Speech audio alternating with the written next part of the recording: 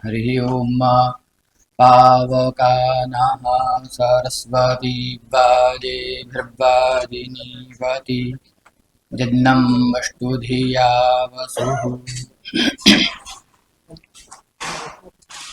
अधिमंच एवं उपमंच विराजमान सभी गुरुजनों को यहीं से प्रणाम करके साक्षात अपने विषय पर चलता हूँ। ब्रह्मांड रूपी भगवान रपि कृतालयः अंडपिंडवाद, या ऐसा कह सकते हैं कि ब्रह्मांड रूपी भगवान ने अपने स्वरूप से एक पिंड अर्थात मनुष्य को या किसी जीव को बनाया। परब्रह्म परमात्मा जगदीश्वर जो है वह जीवों के उद्धार हेतु 84 लाख योनियों में सर्वोपरि सर्वांग सुंदर मनुष्य को बनाते हैं। ब्रह्मांड में सूर्य, चंद्र, ग्रह, नक्षत्र इत्यादि धूमकेतु पंच महाभूतों का विस्तृत प्रपंच का निर्माण करते हैं। ब्रह्मांड की प्रत्येक वस्तु प्रकृति के नियमों से बधी हुई है, आज्ञाकारी सेवक की भांति शाश्वत मर्यादा में स्थिर है।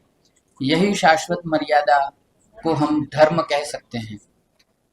ये वेद का जो विधान है, या ऐसा कह सकते हैं कि यही जो पूरी सृष्टि का जो नियमन है वही वेद है।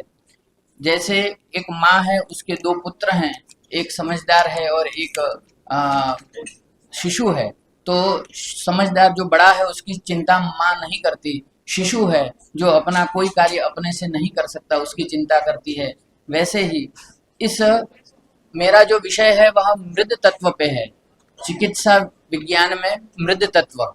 तो जब उसका अनुसंधान करने लगा तो बहुत सारे मंत्र प्राप्त हुए वेदों से।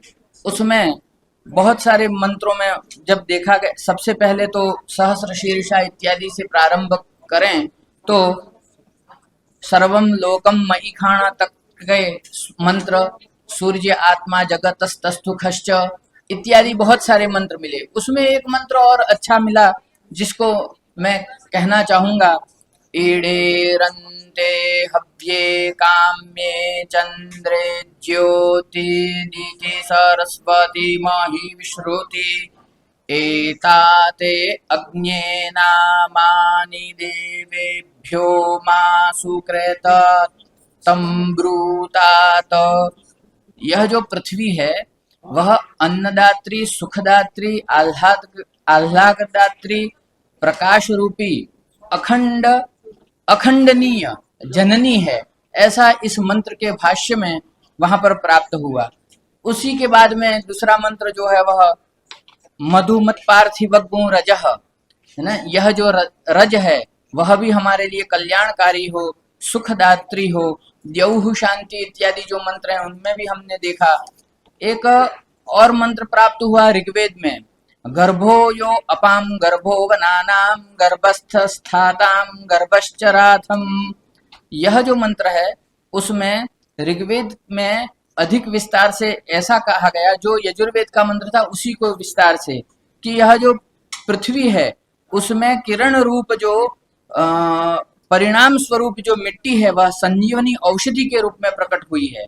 पृथ्वी का अग्नि औषध तत्व वृक्ष, लता, पौधे इत्यादियों में प्रवेश करता है और ऋग्वेद अग्निगर्भा प्रकृति पृथ्वी को एवं पंच महाभूतों के समीप रहने का सूत्र बताती है।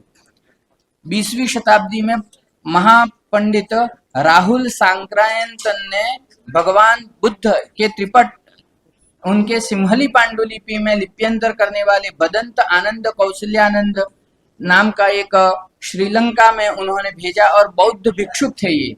और इनके 1926 की बात है, इनके पिंडली जो होती है उसमें एक घाव हो चुका था, और उन्होंने वहां पर किसी के कहने से एक मंत्र के माध्यम से, मंत्र था गर्भो अस्योखधीनां गर्भो वनस्पतीनां गर्भो विषवस्य भूतस्याग्ने गर्भो अपामसि।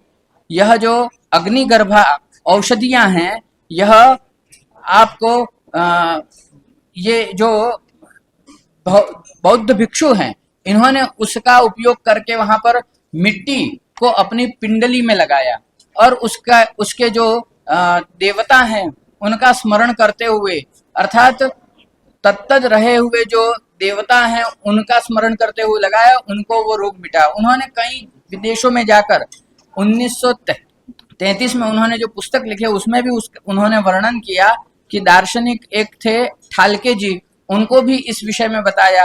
और हमारे यहाँ हम देखते हैं कि जब पशुओं को, पक्षियों को किसी भी प्रकार की जब बीमारियां होती हैं तो वो मिट्टी में जाकर लौटने लगते हैं। इसी प्रकार बहुत सारे मैंने इसमें मिट्टी से होने वाले जो रोग ठीक हो सकते हैं उन रोगों का वर्णन कहीं उसमें किया है, लेकिन समय की मर्यादा है, विशेष न कहते हुए धन्यवाद।